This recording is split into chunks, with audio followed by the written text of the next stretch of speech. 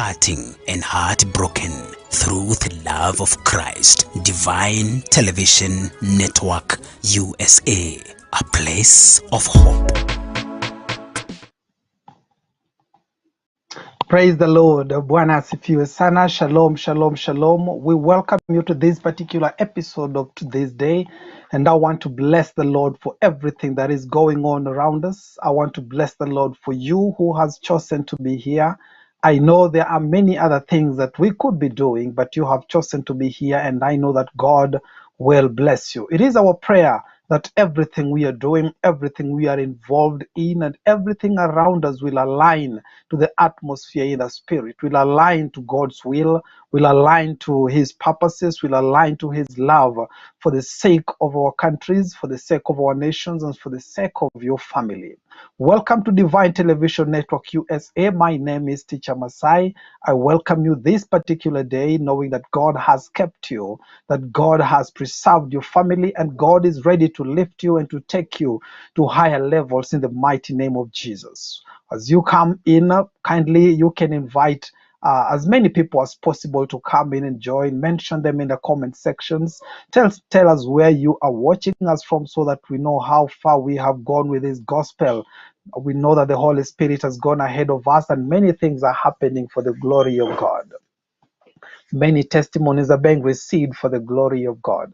And we want to thank the Almighty Father, for he has given us an opportunity.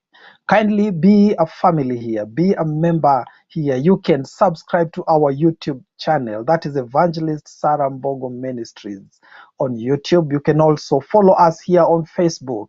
And when you do that, you will be able to be kept up to date with each and everything that we are doing. Every program that is a blessing, every ministration that happens here is a big blessing to many people, and you will not miss anything. If it is the first time for you to be here, karibu sana. Welcome so much, and God bless you. Feel at home, for we are at the feet of Jesus. This particular episode is Gospel Lane with me, Teacher Masai, and I want us to pray before we continue in the name of Jesus. And if I pray today how I feel like we should pray, and also pray for everything that is going on around us, and especially the political atmosphere.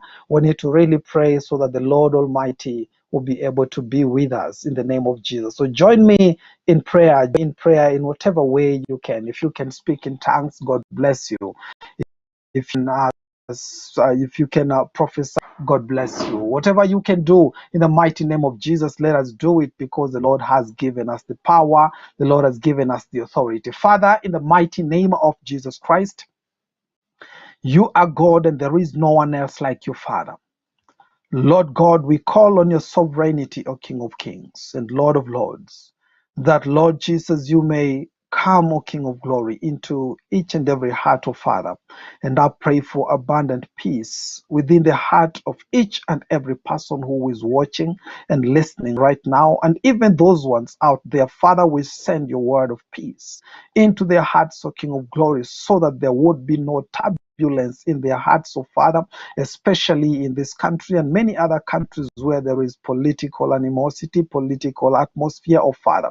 Lord Jesus, they speak up with a peace in their hearts, O Father. Their mouths will be able to utter peace, O Father. Lord, we want to rebuke the devourer in the mighty name of Jesus Christ. We want to rebuke him who brings chaos. We want to rebuke him who brings corruption, God, and brings confusion, O Father. We want to rebuke him in the mighty name of Jesus Christ. We silence every voice of the enemy that comes against the peace that you have established for our land in the mighty name of Jesus. Lord, we silence every prophecy that has been uttered from the altars of darkness. Silence it in the mighty name of Jesus Christ. Knowing, Father, that you are able, you are powerful, and there is no one else like you. We lift up the banner of Jesus in our land today, oh Father, that, Lord God, whether the enemy wants to come in like a flood, Father, our banner is lifted high. Our banner of Jehovah Nissi is lifted high, of Ephesians chapter 12, from verse 12 to verse 17.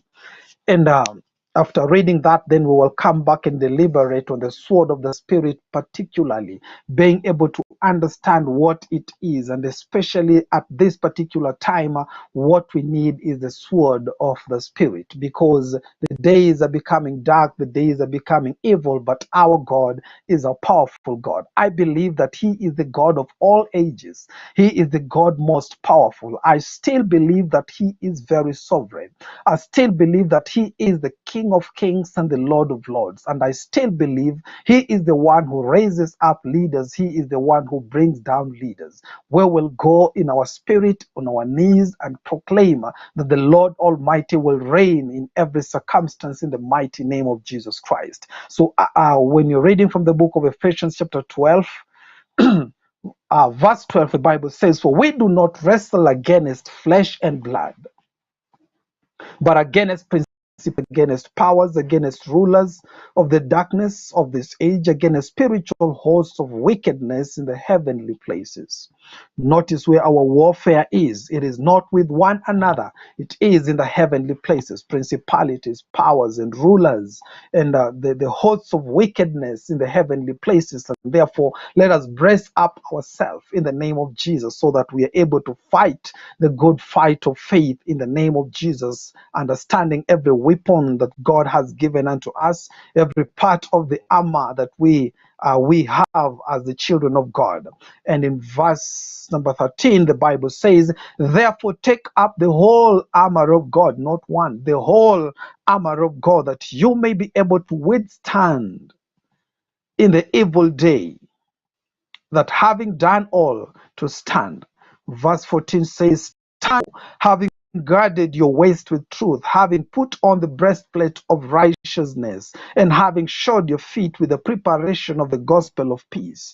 Above all," the Bible says, "taking the shield of faith, with which you will be able to quench all the fiery darts of the wicked one." And in verse 17, where we're getting our topic, the topic that we are teaching today says like this: "And take the helmet of salvation and the sword of the Spirit, which is the word of God." We pray that God will bless His word, that it will come powerfully into your heart, and the word of God will stir up the spirit and our desire to fight the good fight of faith in the name of Jesus Christ. So we know the whole armor of God, but we want to start each and every armor. When you look at a soldier, when he goes out to war, they exactly know what armor they are carrying, how to use it, and they take time to prepare and train themselves on one particular armor each and every time. They don't train themselves in shooting. They don't train themselves in shielding and defending and at all at the same time. No, the time to train in one particular thing. And therefore today we are taking our time to train ourselves about the sword of the Spirit, which is the word of God. So when we ask a question, what is the sword of the Spirit? The Bible gives us a clear answer. It is the word of God. But then we are going to look at what part of the word of God becomes the sword of the Spirit in the mighty name of Jesus. When we have done that, then we will be able to understand exactly what the sword of the Spirit is and why we need it right this moment, why we need it in each and every place. Talk about any country, we need the sword of the Spirit. And many people may have mistaken it to something else, but today we are coming to one thing, and I know that God will bless us. And therefore, allow me to read verse 13 and verse 17 together. I'm just reading it so that we can tie it, because there is a purpose for the armor, and the purpose for the armor is be able to withstand the evil day. It is so that believers are able to withstand the evil days. The Bible says in verse 13, "Therefore take up the whole armor of God, that you may be able to withstand in the evil days, having done all to stand." Then it says 17, the second part, "Stand there," is what I'm just putting it this one in so that we can tie it together. "Stand therefore, having taken up the sword of the Spirit, which is the word of God." So put on the all armor of God. The days are evil. Any of the armor, We cannot stand without the sword of the Spirit. When we stand without the sword of the Spirit, then our warfare will not be complete. Our warfare will not be effective. But when we stand with the sword of the Spirit, our warfare will be effective in the name of Jesus. It will be at the correct time, doing the right thing and being effective and productive in what we are doing in the name of Jesus Christ. So, having read that, I want to read the Message translation. The Bible says, God's word is an indispensable weapon. The sword of the Spirit, the word of God that is called the sword of the Spirit, is something which is indispensable. It is something that is powerful. It is something that cannot be defeated in the name of Jesus, and we cannot do without in the name of Jesus. And therefore, answering three questions through our teaching, three questions in our teaching. The first question is, what is the sword of the Spirit? And we will dwell for a longer time. The second question is, why is the sword of the Spirit so important? And the question number three that we are going to answer, how then do we use this sword of the Spirit? Stay with us until the end. Invite your friends so that we can learn together, because this is a powerful truth that is going to set many free. Is going to make many soldiers very effective in the battle in the mighty name of Jesus. So what is the sword of the Spirit? We have read that having standing therefore, having taken our place, the stance, a posture where we are ready to fight, the Bible says, take up the sword of the Spirit, which is the word of God.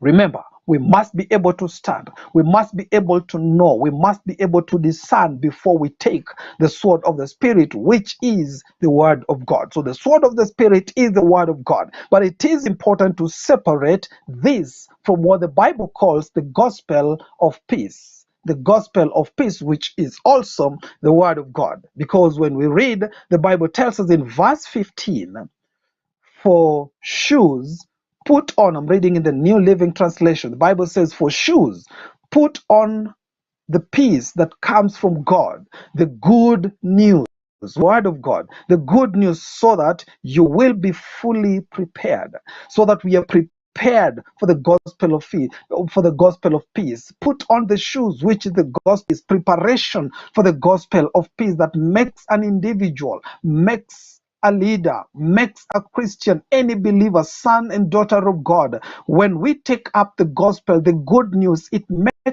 takes us into a peace. What we preach, it goes out in peace. It gives peace of mind to those ones who are listening. It gives peace of mind to those ones who want to come to Christ, because that gospel, they will think about Matthew, Mark, Luke, and John. But that is not the gospel. The gospel is from Genesis to Revelation, and it can be summed up as the love of God conquers. That is the gospel. The love of God conquers everything, because ultimately, right from Genesis, we are taught about the love of God. We are taught about the power of God, how God is sovereign, how in the gospel, preparing us, keeping our mind and heart at peace in the knowledge of his word, sharpening us and knowing that when we go out, this is the same word that we are going to speak, putting on